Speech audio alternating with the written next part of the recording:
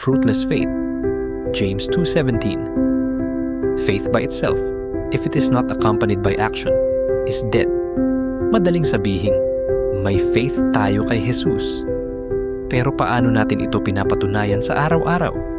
Ang totoong pananampalataya ay hindi lang sa salita. Kumikilos ito. Kung naniniwala tayong mabuti ang Diyos, dapat makita din ito sa ating mga desisyon at gawa. Isipin mo, kung sinasabi mong mahal mo si Jesus, pero wala namang pagbabago sa buhay mo, paano makikita ng iba ang kanyang kapangyarihan? Ang faith na walang action ay parang puno na walang bunga. Mukhang buhay sa labas, pero patay sa loob. Hindi ito tungkol sa pagiging perfect, tungkol ito sa pagiging tunay.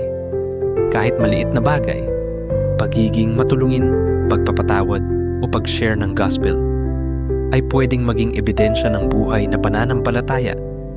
Ang punto ni James 2:17 ay simple.